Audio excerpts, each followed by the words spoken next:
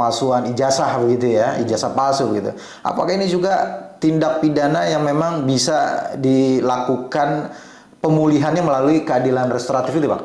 Kalau bisa dilakukan perdamaian, pemulihan dengan pendekatan restoratif justice, kenapa tidak? Jauh lebih baik itu ya. Lebih baik. Perbuatan konkretnya menghasut dengan lisan dan atau tulisan. Intinya menggerakkan orang Ya. untuk melakukan perbuatan pidana. Ya. Perbuatan pidana apa? Nah, itu dia kan. Perbuatan pidana apa yang dihasut? Ya. Terus orang itu melakukan tidak. Terus dia melakukan, apakah benar dia melakukan itu karena terhasut? Itu kan perlu pembuktian lagi. Iya. Nah, dalilnya dalam tradisi pemikiran Islam tersebut dalam kaidah fikih, darul mafasid muqaddamun ala jalbil masoleh. Mencegah kemungkaran itu lebih diutamakan daripada menegakkan kebenaran.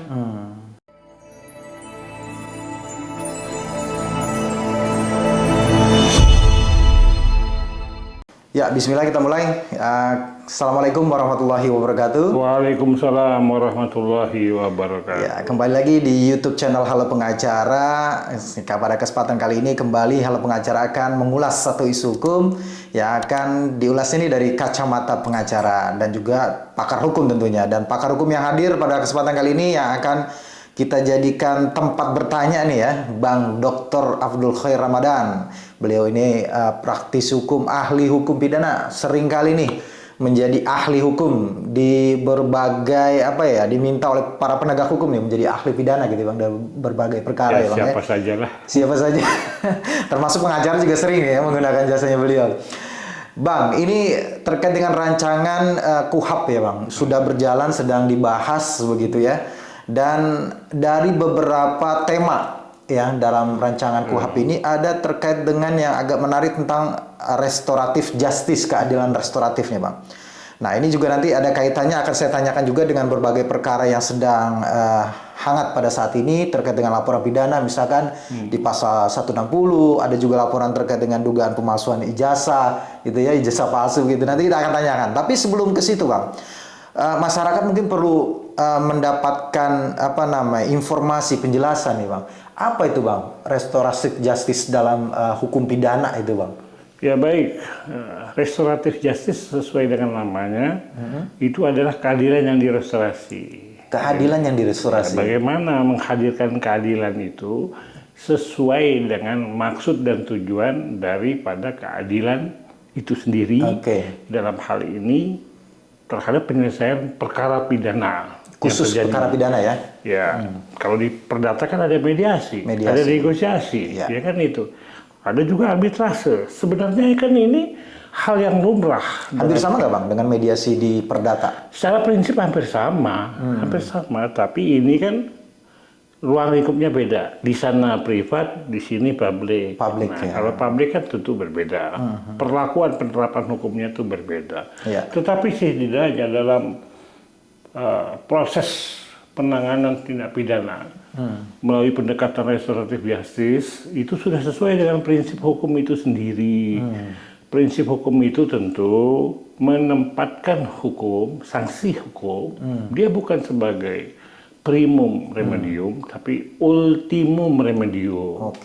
Contoh, obat terakhir ya? Last resort, langkah terakhir, obat terakhir. Contoh, keberlakuan undang-undang tindak pidana lingkungan. Itu kan tindakan administrasi dulu. Ya kan? Kalau memang tidak bisa administrasi, baru pidananya. Jadi pidana itu ada di belakang. Nah, dalam hal-hal tertentu terkait dengan proses penanganan tindak pidana yang diselesaikan dengan restoratif justice, maka di sini aspek pemenuhan keadilannya itu dikuatkan, diberdayakan, dioptimalkan. Tentu juga tidak menghilangkan kepastian hukumnya. Nah, kepastian hukumnya apa? Dalam hal pemenuhan terhadap adanya suatu pelanggaran, kejahatan tertentu, dipandang dan tidak ada perbuatannya yang menunjuk kepada kesalahannya mensrianya sebagai dasar pertolongan pidana sepanjang sudah dilakukan perdamaian dengan restoratif justice, walaupun ada perbuatannya, tapi tidak ada lagi kesalahannya, sehingga orang itu tidak dapat dipidana. Sebagai contoh Bang? Contoh, ini kan banyak berlaku di masyarakat. dengan istilah tipu gelap, penipuan, penggelapan. Ya. Salah satu atau kedua-duanya. Seseorang melaporkan seseorang yang lain karena perbuatan penipuan dan atau penggelapan sebagaimana dimasukkan dalam pasal 378 dan atau 372 KUHP. Ya. Ya. Nah, kalau kita lihat konstruksi hukumnya, ancaman hukumannya kan 4 tahun. Oke. 4 tahun. Dilakukanlah proses. Di proses itu dihukum berbeda di pidana. Pidana beda dengan perdata. Kalau perdata kan menuntut adanya perbuatan melawan hukum, melawan prestasi, dan adanya ganti kerugian kan seperti itu. Tapi kalau pidana tidak seperti itu, menuntut orang agar dihukum sesuai dengan norma yang diatur di undang-undang dalam pasal KUHP. Masalah pengembalian hartanya itu hal yang lain. Ini meminta orang untuk dituntut di pidana. Nah sekarang seseorang itu terbukti katakan dalam tahap penyidikan. Ada 2 alat bukti minimal dan telah memenuhi unsur dalam hal tindak pidana penipuan. Perbuatannya apa? Kan ini pilihan. Apakah orang itu menggunakan nama palsu, atau martabat palsu, atau tipu daya, atau rangkaian kebohongan dengan salah satu atau beberapa perbuatan itu, orang itu mampu menggerakkan seseorang untuk menyerahkan barangnya, atau menjadikan hutang, atau menghapuskan hutang. Pada intinya, ada kerugian dari pelapor ini. Bisa jadi karena orang itu yang dilaporkan telah memperdaya dia sehingga dia menyerahkan barang karena perbuatan tadi, atau menjadikan hutang, atau menghapuskan hutang. Nah nilainya berapa? Ancaman hukumnya maksimum 4 tahun. Maksimum 4 tahun. Maksimum. Sama dengan penggelapan juga 4 tahun. Kalau kita lihat kebanyakan terjadi di masyarakat, kerugiannya itu dilaporkan kan beragam. Ya 1 juta bisa, 2 juta bisa, puluhan juta bisa, ratusan juta bisa, 1 miliar lebih, bahkan ratusan miliar juga ada. Tapi yang saya ingin tekankan di sini, kita ini bermasyarakat. Volgate jiwa bangsa kita itu ada mengedepankan musyawarah, mengedepankan budaya bermasyarakat dengan moral. Kalau ada kejadian yang seharusnya bisa dilakukan, katakan dengan bahasa sekarang mediasi, perdamaian, kenapa itu tidak dilakukan? Saya kasih contoh. Kalau jangan saya lah, si A menipu si B, padahal ini sama-sama kawan, bahkan keluarga atau teman lah. Yang ditipu itu katakan karena adanya perjanjian mengandung adanya penipuan, akhirnya muncullah penipuan dengan nilai kerugian katakan 10 juta, 20 juta, atau berapa lah. Nah, tapi orang ini yang dilaporkan punya anak, punya istri. Nah, kalau menurut hukum, ya orang ini harus dipidana. Tergantung putusan hakim, tergantung sebelumnya tuntutan jaksa. Anggaplah kita katakan vonisnya inkrah pengguzizak telah memperoleh hukuman yang tetap, katakan 2 tahun. Kerugiannya hanya 10-20 juta. Atau anggap 100 juta. Tapi orang ini memiliki uang untuk mengembalikan kerugian itu. Dikembalikanlah kerugiannya berapa? 1 miliar, 2 miliar, 30 miliar, atau 100 miliar, atau berapa. Dikembalikan uangnya kepada yang melapor, tidak ada lagi kerugian yang timbul karena dikembalikan. Dengan dasar pengembalian itu dilakukan restoratif justice. Apakah itu lebih bermanfaat apa tidak? Ketimbang orang itu tidak memulangkan harta yang dilakukan pencuri, dilakukan penipuan atau penggelapan, tetapi dia tetap dipidana, tapi pelapor tidak menerima pengembalian kerugian. Atau sebaliknya, yang dilaporkan orang biasa, karyawan kecil, nilai kerugiannya karena penggelapan atau penipuan cuma 10 juta. Anaknya 4, masih kecil-kecil, bininya tidak kerja. Kalau dia dipidana, bagaimana anaknya? Hilang sumber penghasilan keluarga gitu ya? Tidak ada penghasilan lain. Tapi dia mampu mencicil. Dipotong gaji kalau masih kerja. Atau dia punya jaminan. punya tanah, atau sama sekali tidak punya harta, tidak apa, tapi ada keluarganya yang memberikan hibah untuk menyelesaikan perkara ini, untuk ganti kerugian. Lebih bermanfaat mana? Di sini kan kita harus lihat kemanfaatan hukum, maslahatnya. Maslahatnya itu, manfaatnya itu ditimbang dengan adanya mudarat, mafsadat. Lebih banyak yang mana? Kalau maslahat lebih banyak daripada yang mudarat, tentu kan maslahat yang diambil dong. Tapi kalau misalkan sama-sama mudarat, tentu kaidahnya yang paling ringan itu yang diambil, mudarat yang paling ringan. Nah, begitupun dalam restoratif justice, menghadirkan keadilan.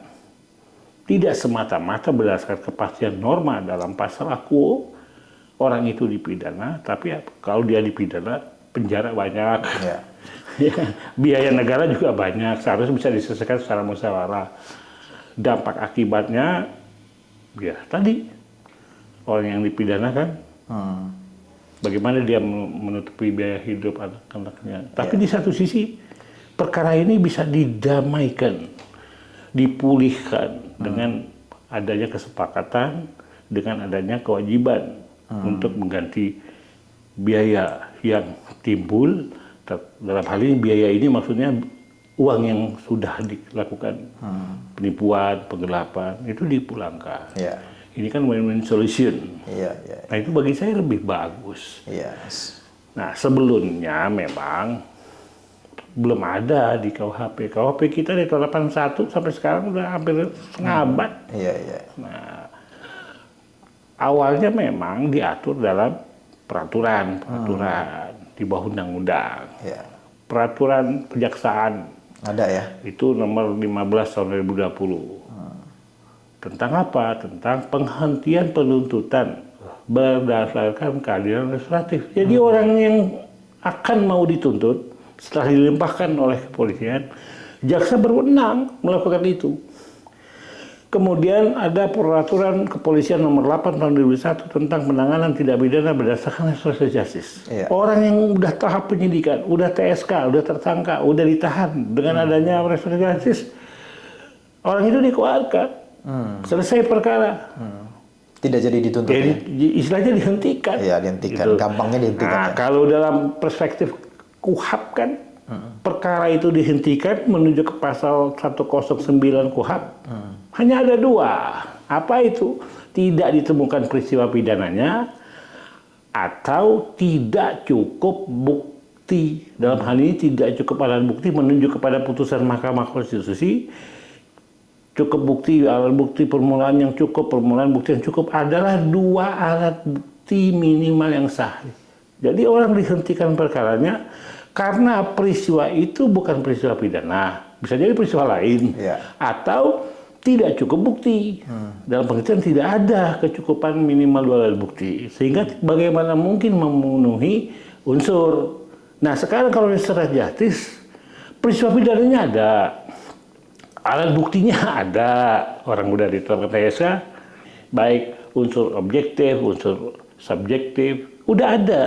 Tapi timbul kesepakatan perdamaian dengan restoratif justice, maka perkara itu dapat dihentikan berdasarkan kesepakatan para pihak. Membuat pemulihan, mengganti kerugian, kalau ada ganti ruginya berapa, terus itu dibayarkan dan sah itu di antara para pihak. Kemudian perkara yang dilaporkan dicabut dan permohonan untuk dilakukan restoratif justice. Sehingga nanti itu digelar itu. Gelar khusus namanya itu di kepolisian. Untuk menyikapi adanya permohonan restoratif justice. Itu dinilai. Para pihak terkait di kepolisian itu dinilai. Nah, kalau memang sudah melengkapi syarat material dan syarat formil sebagaimana dimaksudkan dalam Perpol nomor 8 2001, diterima RJ itu. Tersangka dalam tahanan dibebaskan. RJ ini kan dalam praktek memang sudah berjalan begitu. Berjalan. Dan ini juga bisa jadi menjadi tugas baru nih bagi para pengacara, bagaimana bisa menggunakan lembaga RJ itu ya untuk penyelesaian perkara di kepolisian. Ini mesti dipulihkan juga. Kalau nggak ada ini kayak kurang. Oh gitu ya. Perlu pemulihan. Siap. Dalam tanda kutip. Iya. Tapi Bang gini, sebenarnya praktek atau RJ ini sebenarnya asalnya dari sistem hukum apa sih Bang? Sehingga dia kemudian masuk ke dalam sistem hukum pidananya Indonesia Bang? Sebenarnya RJ itu dalam syariat Islam udah ada. Sudah ada itu ya? Nah itu contoh diat. Oh iya diat ya, iya. Itu orang yang membunuh tanpa ada maksud. Dalam pengertian tidak ada kesengajaan membunuh. Keluarganya redo ganti rugi bayar diat. Tidak dilakukan hukuman. Iya. Diat itu ya. lebih ini lagi kan. Secara Islam udah berat tuh. Ya. Istilahnya kalau di kita tuh pembunuhan tuh. Iya. Pembunuhan kan memang ini tidak berencana, tapi ada orang melakukan pembunuhan itu karena tidak sengaja kan. Tapi kalau dalam hukum kita restoratif justice ini atau RJ ini ada ininya nggak, ada persyaratannya nggak untuk mungkin dalam hal pidana-pidana tertentu atau bagaimana Bang? Ya intinya tadi restoratif justice bukan hal yang baru. Di syariat Islam itu sudah mengenal dan menjalankan itu tadi itu diat karena ada perdamaian dan lebih bagus itu tentu dalam kasus-kasus tertentu. RJ ini memang istilah RJ bukan dari kita. Itu dari John Royce. Nah, itu ahli hukum.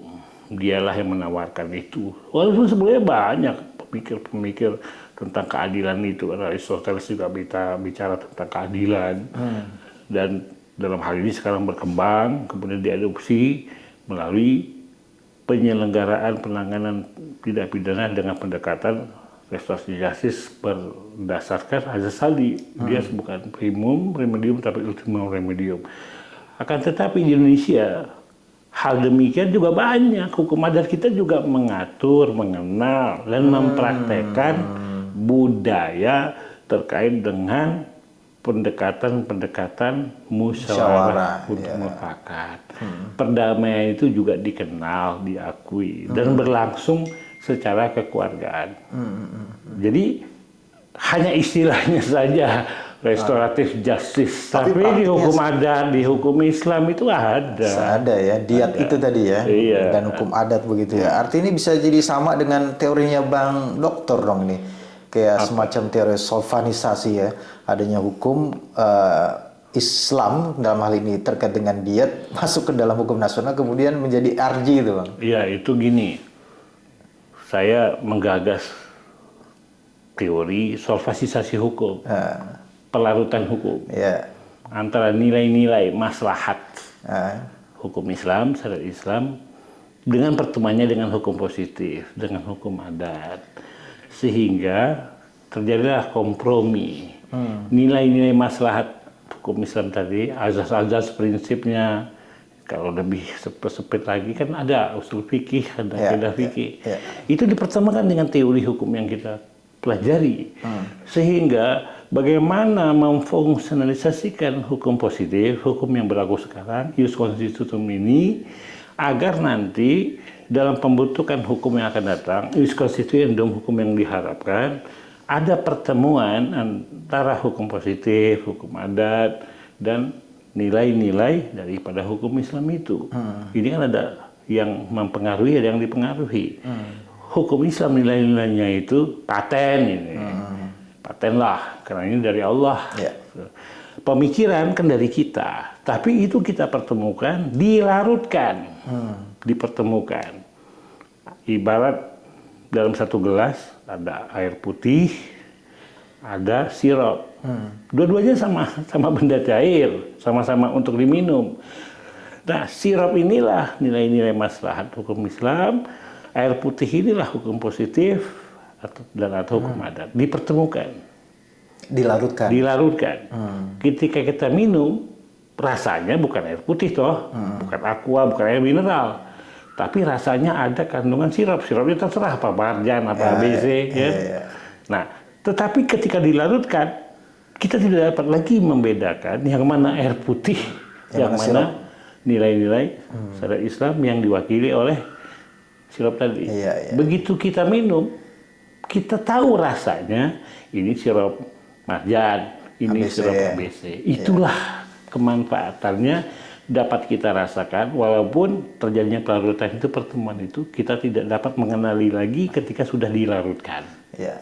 Gitu. Ya, intinya restoratif justice ini sejalan ya Bang ya dengan hukum pidana Islam begitu ya. Ya, sebenarnya kalau kita menjalankan restoratif justice ini secara langsung maupun tidak langsung kita mempraktekkan itu ya kan? Iya, karena KUHP yang direvisi ini akan berhubungan dengan KUHP yang akan berlaku tahun besok.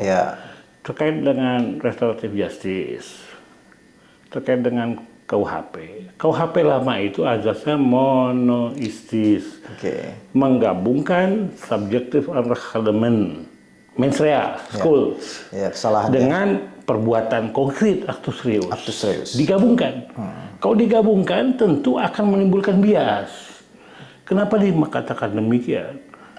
Penyidik, jaksa, hakim ini pada akhirnya harus mampu mengkonstruksikan dengan fakta-fakta yang ada terhubungnya kausalitasnya antara perbuatan dengan mens rea atau sikap batin orang itu harus dibuktikan. Ini kan susah, sehingga paradigma yang berlaku menentukan unsur subjektif dan untuk dibuktikannya kadang-kadang juga cenderung subjektif pula. Padahal nggak boleh. Nggak boleh ya. Nah, KUHP sekarang tidak lagi monoistik, dualistik. Itu dapat kita temukan di pasal 36 KUHP baru, utamanya di penjelasan. Tertulis itu, azas dualistik yang memisahkan. Kenapa? Perbuatannya ada, misalkan di penipuannya. Adalah katakan salah satu atau beberapa atau semuanya, nama palsu, martabat palsu, tipu muslihat, ada rangkaian kata bohong, ada. Tetapi adanya perdamaian, adanya restoratif justice, maka kesalahan sebagai sikap batin, sebagai mens rea, dianggap tidak ada. Sehingga kesalahan itu tidak lagi dapat dimintakan pertanggungjawaban pidana karena sudah ada perdamaian, sudah ada restoratif justice. Walaupun perbuatannya ada. Tapi ada kewajiban untuk mengganti rugi, mengembalikan yang dikatakan kalau penipuan yang ditipu berapa, kalau dia nyuri yang dicuri berapa, kalau yang digelapkan berapa. Perbuatannya ada tapi tidak ada lagi kesalahan, sehingga dengan dasar tidak ada kesalahan tidak dapat dimintakan pertanggungjawaban pidana karena ada restoratif justice. Secara teoretik seperti itu. Restoratif justice itu berarti bisa dikatakan dia menghapuskan pidananya nggak Bang? Pertanggungjawaban pidananya? Nah seseorang dapat dipidana karena ada kesalahan. Kesalahan sebagai dasar untuk meminta pertanggungan pidana. Kesalahan ini tanda konkretnya kesengajaan. Makanya dalam undang-undang itu disebut ada dengan sengaja, ada dengan maksud, ada patut diduga atau patut diketahui, itu berbeda-beda. Nah, subjektif understatement ini, sikap batin ini juga harus ada kausalitas verban dengan perbuatan, dengan serius. Harus dipertemukan itu. Itu kan susah. Susahnya apa? Ya saya nggak tahu karena saya bukan aparat, tapi secara akademik seperti itu. Tapi secara fakta harus dibuktikan. Kesulitan kita memang kita banyak mencampur adukan pengertian atau pemahaman Anglo-Saxon dengan Eropa kontinental. Padahal itu yang beda. Karena bahasanya Latin, actus non facit nisi misi mensis itu ya. Kalau Belanda, Genklaus zonder school, tiada pidana tanpa kesalahan. Nah, kesalahan ini kan sikap batin. School itu. Dalam school itu tanda konkretnya kesengajaan. Kesengajaan bisa al-hukmah dengan maksud bisa dolus directus dengan kepastian, bisa dolus eventualis dengan kemungkinan. Bagaimana fakta yang terjadi, bagaimana penyidik jaksa ini merumuskan dalam BAP, dalam dakwaan, kemudian tuntutannya, dan bagaimana hakim. Ini kan harus pandangannya harus sama. Ya jangan sampai terjadi pada Habib Rijek. Hakim itu menggunakan pasal 14, pasal 15 Undang-Undang 1 itu berenam dengan kriteria sadar kemungkinan. Ini bagaimana sadar kemungkinan ini? Maksudnya apa? Ternyata itu malah copy paste, plagiat dari skripsi. Iya, yang mau dijelaskan, skripsi juga itu kagak jelas juga kan sumbernya dari mana. Nah, ini kan nggak benar kalau begini. Jangan sampai itu terjadi. Iya, kalau terkait dengan dualistik dia Bang dalam KUHP yang baru gitu ya, Abang mengatakan seperti memisahkan antara mens rea dengan actus reusnya gitu ya, yang harus ada kausalitas perbannya itu kan. Nah, kalau terkait dengan yang lagi rame nih, pasal pelaporan pidana pasal 160 Bang. Itu dari kasus yang ada itu ya, apakah itu secara mens rea, bagaimana cara membuktikan mens rea dengan actus reusnya itu Bang? Ngopi dulu. Menghubungkannya Bang. Ngopi dulu. Ini bukan kopi. Minuman tapi kayak kopi. Ini pertanyaan bagus. Jadi begini. Pasal 160 dan 161 itu senafas itu. Satu tarikan nafas ya. 161. Pasal ini tentu diberlakukan. Itu kan berdasarkan azas konstitusi dari Belanda ke Indonesia, masuk ke Indonesia tahun 1918. Maksudnya apa pasal ini? Untuk mengamankan kolonial dari gerakan-gerakan perlawanan masyarakat, organisasi perjuangan Islam. Jadi pasal ini sebenarnya sudah tidak layak, dan oleh karena itu dalam pasal di dalam KUHP baru ya diperjelas, dan Mahkamah Konstitusi juga menjelaskan ini pasal masuk jenis kelamin apa. Itu dulu. Apa jenis kelamin Bang? Nah, kalau kita ingin mengetahui kan tidak disebutkan dalam KUHP. Pasal X adalah delik material, pasal ini delik formil tidak. Tapi kita ketahui dari frasenya. Frasenya apa? Kalau ada istilah yang menimbulkan atau membuat terjadi pembunuhan orang mati, itu pasti material. Ada matinya orang.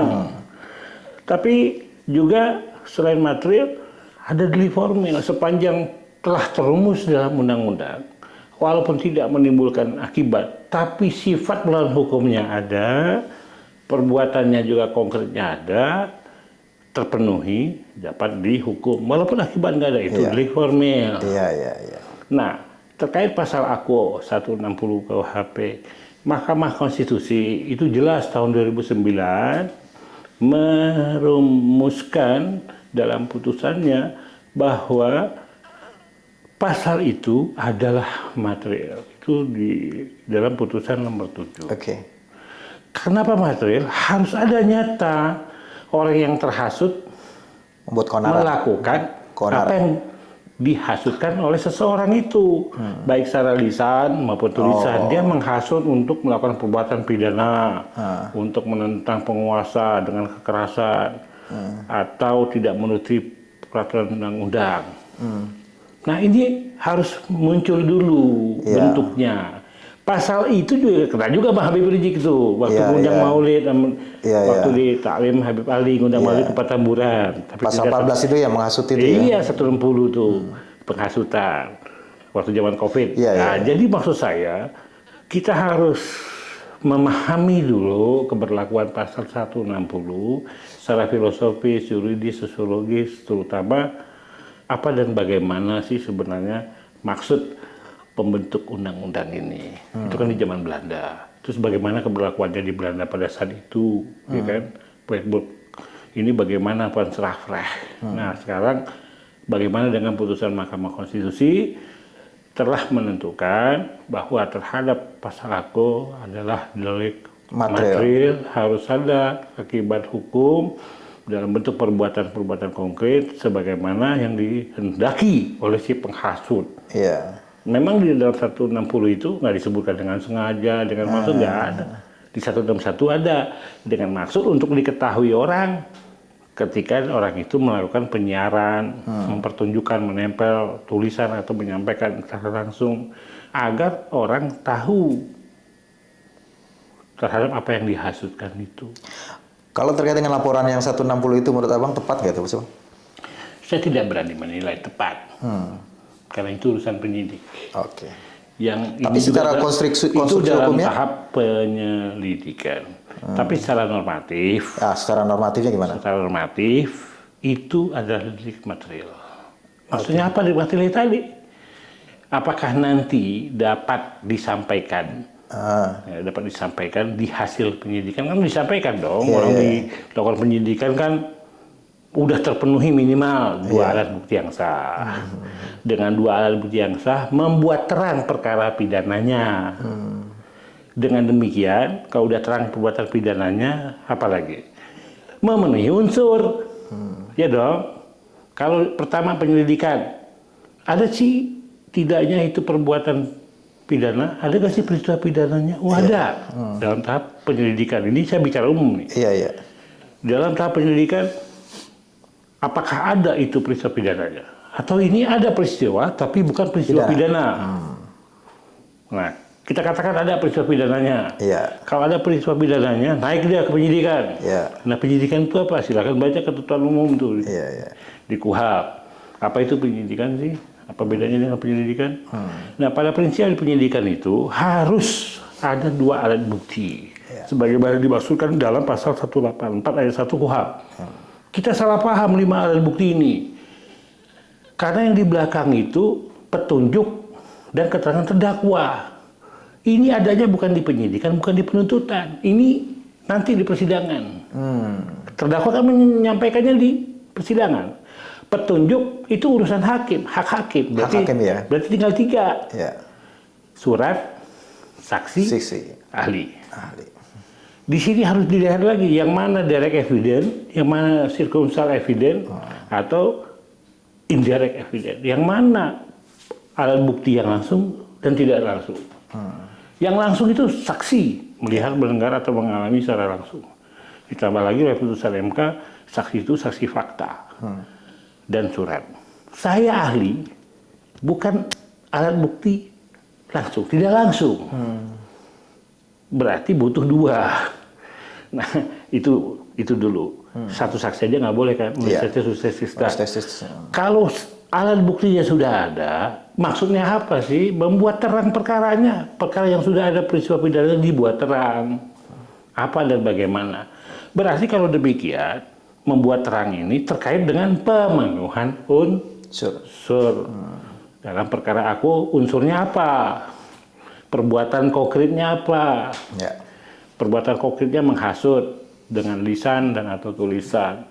Intinya menggerakkan orang untuk melakukan perbuatan pidana. Perbuatan pidana apa? Nah, itu dia kan. Perbuatan pidana apa yang dihasut? Terus orang itu melakukan tidak. Terus dia melakukan, apakah benar dia melakukan itu karena terhasut? Itu kan perlu pembuktian lagi. Oke. Berat ya tugasnya. Atau menentang penguasa dengan kekerasan. Apakah ada fakta penentangan, perlawanan kepada penguasa? Penguasa artinya? Ya, penguasa kan luas. Luas ya? Luas. Atau juga bertentangan dengan peraturan undang-undangan. Nah, yang mana peraturan undangan yang bertentangan? Bertentangan ya. Akibatnya apa? Nah, ini kan aktus serius bentuk perbuatan yang dirumuskan dalam norma. Terhadap perkara 160, perbuatan itu harus terjelmakan oleh pelaku dalam bentuk tindakan nyata, perbuatan nyata, dan harus ada alat bukti yang kuat, minimal 2 alat bukti. Yang menghubungkan perbuatan itu dengan terjadinya akibat itu harus ada kausal perban. Hubungan kausal antara si penghasut dengan terhasut. Nah, bagaimana ini menyikapi ini? Nah, antara lah kalau misalkan di dalam Leming pasal 55 ayat 1 ke 1 kan orang ada yang menyuruh, ada yang disuruh. Ada whitlocker, penganjur. Sama seperti itu. Tapi kalau di pasal 55 itu ada perluasan pertanggungjawaban pidana. Tapi kalau pasal 160 ini perluasan perbuatannya. Jadi X menghasut Y. Berarti ada hubungan antara X dan Y.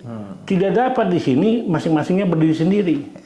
Berarti dengan demikian baik si X maupun si Y harus dapat dimintakan pertanggungjawaban pidana karena memiliki sikap batin yang sama. Bedanya dia yang menyuruh dalam hal ini menghasut, orang ini yang digerakkan karena terhasut. Itu pun harus dibuktikan. Membuktikan keterhubungan itu dengan apa Bang? Apakah harus ada pemufakatan misalkan? Kalau mengacu ke KUHP lama, disatukan monistis tadi. Tapi kan sebentar lagi berlaku KUHP baru. Dalam perkara-perkara yang menggunakan KUHP sekarang, KUHP yang peninggalan Belanda, katakan pada saatnya akan ditinggalkan awal tahun nanti 2006. Sehingga kalaupun dalam proses persidangan saya hakim masih menggunakan KUHP lama. KUHP lama masih berlaku. Sebentar lagi beberapa bulan lagi KUHP ini tidak berlaku, digatukan KUHP nasional yang baru tahun 2006. Maka hakim harus menggunakan hukum yang baru walaupun pada saat dia memutus masih berlaku hukum yang lama. Itu teorinya. Karena apa? Karena di sini ada jenis berbagai pengambilan penafsiran. Ini kan penafsiran terkait dengan keberlakuan hukum yang akan datang. Kalau kita gunakan hukum yang lama, kita vonis hukum yang lama, 1 bulan lagi, 2 bulan lagi hukum baru hadir. Begitu banding, yang dipakai yang mana? Hukum yang baru.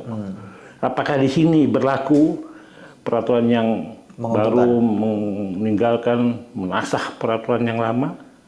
Nah, kan sama-sama undang-undang. Tetapi dilihat yang paling menguntungkan yang mana. Yang menguntungkan yang baru digunakan. Jadi tidak semudah yang kita bayangkan dalam ilmu hukum. Pemenuhan unsur itu harus benar-benar objektif. Baik unsurnya itu objektif on element berbentuk perbuatan konkret dan juga subjektif on element terkait dengan sikap batin, maka dipanggil subjektif on element. Tapi pembuktiannya benar-benar objektif, ada kausalitas antara perbuatan dan akibat, antara perbuatan yang dilakukan dengan sikap batin sehingga mengarahkan orang itu benar-benar mengetahui, menghendaki, well and witting, baik perbuatan maupun akibatnya. Atau memang dia hanya mengganti perbuatan, tapi akibat tidak diketahui. Tapi terjadi, dia juga harus tanggung jawab, tapi itu harus dengan bangunan pembuktian yang sahih. Jangan sampai terjadi yang lama, apalagi sebentar lagi kita sudah meninggalkan monistik menuju dualistik. Luar biasa nih. Makanya perlu ada ahli. Ya, itulah tugasnya ahli ya di dalam membantu penegak hukum ya untuk tapi kan gini mengarahkan. Ini kan kembali ke restoratif justice. Nah, kita kembali Bang ke restoratif justice nih kembali ya. Pertanyaannya adalah nyambung nih ya. Apakah misalkan katakanlah ada pelaporan di pasal 160 gitu ya, atau pelaporan terkait dengan dugaan adanya pemalsuan ijazah begitu ya, ijazah palsu gitu. Apakah ini juga tindak pidana yang memang bisa dilakukan pemulihannya melalui keadilan restoratif itu Bang? Ya begini, tadi kan kita udah jelaskan itu tentang restoratif justice. Saya juga sampai sekarang saya nggak tahu nih pasal 60 sendiri apa dengan pasal yang lain. Dan apa saya nggak tahu. Baca-baca berita gitu.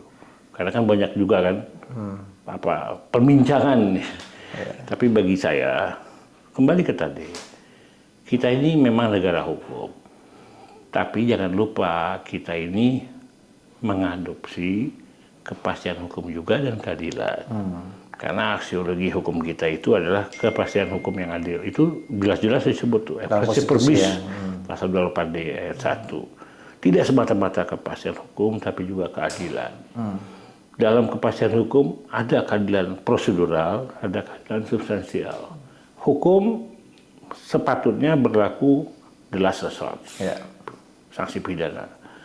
Ya, dalam pandangan ini, kalau bisa dilakukan perdamaian, pemulihan dengan pendekatan restoratif justice, kenapa tidak? Jauh lebih baik itu ya. Lebih baik. Kan masalah kita bernegara ini kan luas, banyak tantangan, ancaman, gangguan, hambatan, baik dalam negeri maupun luar negeri juga banyak.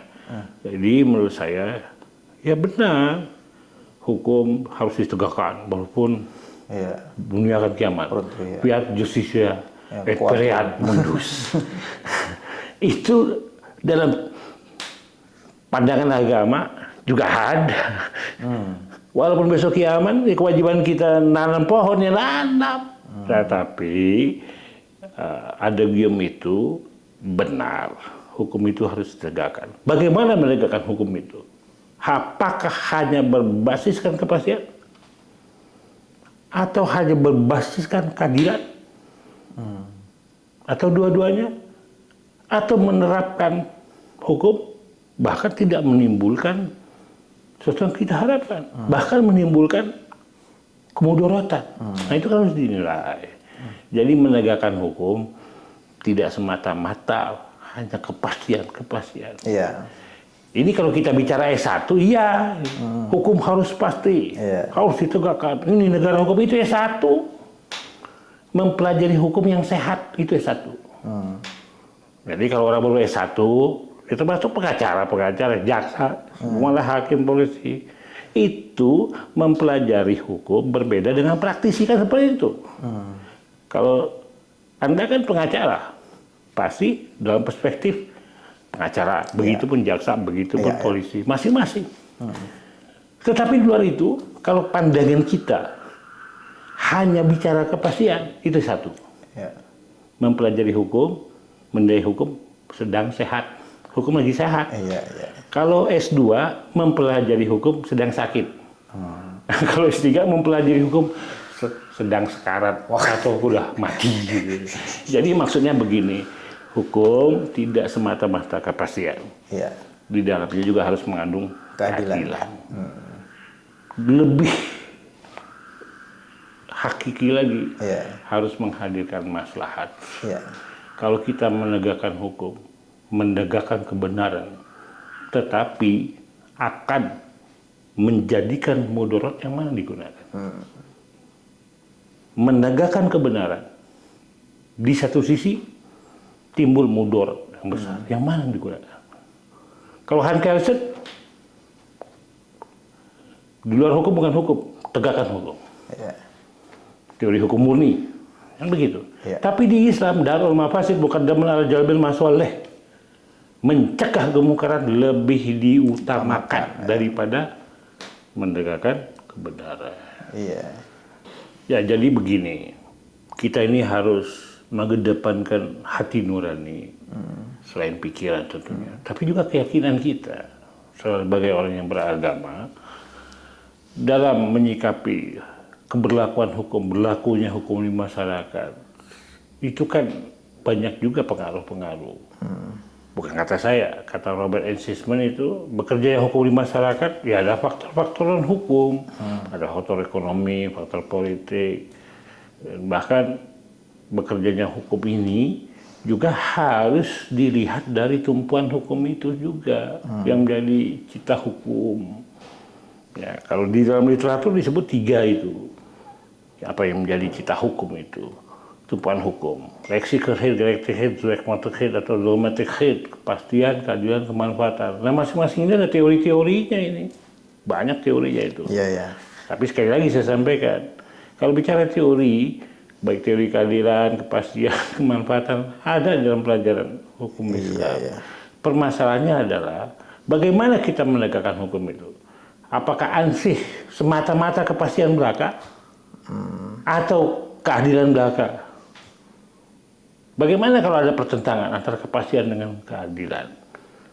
Senyatanya, sejatinya dalam konstitusi kita menganut aksiologi hukum, kepastian hukum yang adil. Tidak hanya kepastian hukum, tapi juga keadilan.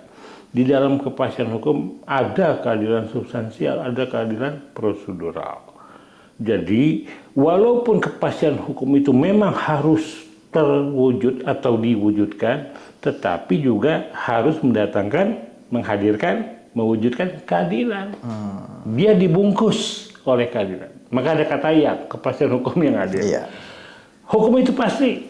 Orang melakukan tindak pidana X, menurut Hans Kelsen, di luar hukum bukan hukum. Sepanjang disebut dalam norma ya harus itu dipandang sebagai hukum. Nggak ada itu hukum agama, nggak ada itu restoratif justice dalam budaya kehidupan, perdamaian.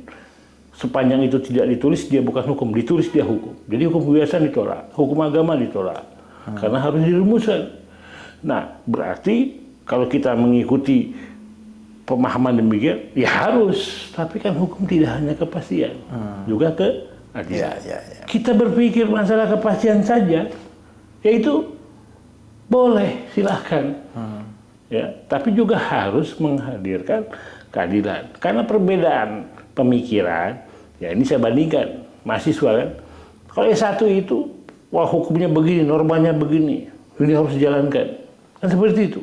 Itu kan memang doktrin pembelajaran, dogmatika ilmu hukum. Karena di S1 belum ada pelajaran teori hukum, filsafat hukum, ya apa yang ada sepintas-pintas.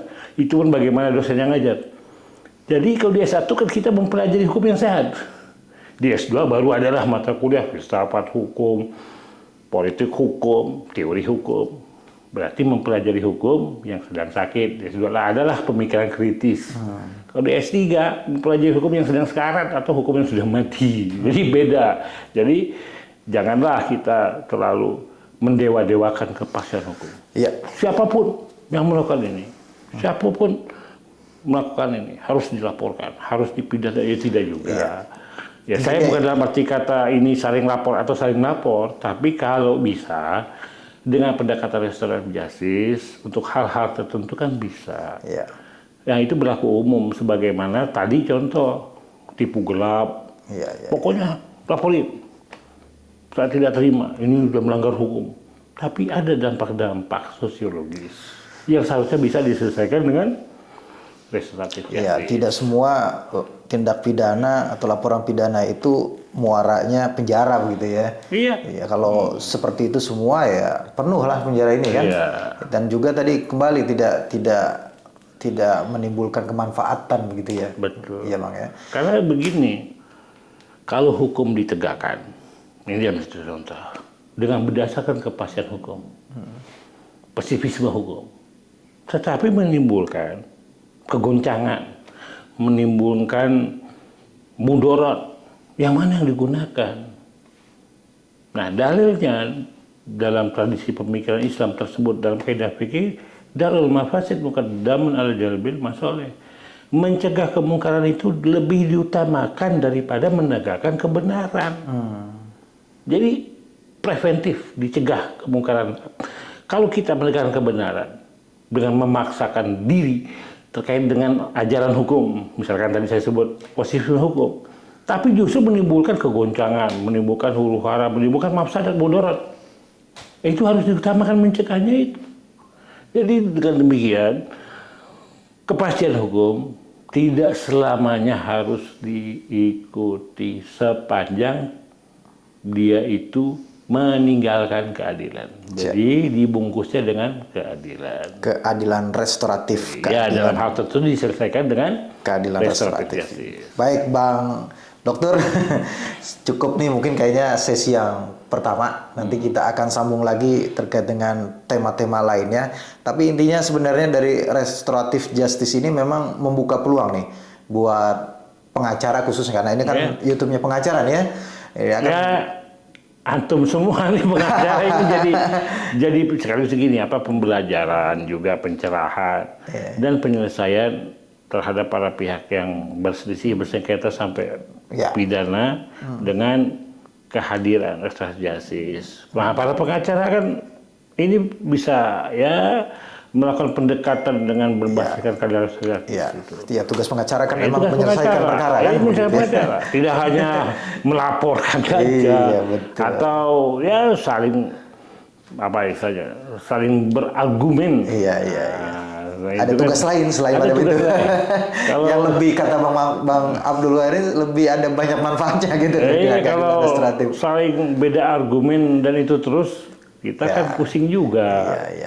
Baik, Bang Dokter, terima kasih atas penjelasannya dan waktunya. Nah, kita akan sambung lagi dengan tema-tema dalam rancangan KUHAP lainnya. Dan kita akan kita akan publish lagi di YouTube channel Halo Pengacara. Terima kasih sekali lagi kepada sahabat Halo Pengacara yang sudah menyaksikan video ini sampai dengan selesai. Jangan lupa dukung terus Halo Pengacara, subscribe YouTube channel Halo Pengacara dan nyalakan loncengnya supaya terus mendapatkan video-video terbaru dari Halo Pengacara. Assalamualaikum warahmatullahi wabarakatuh.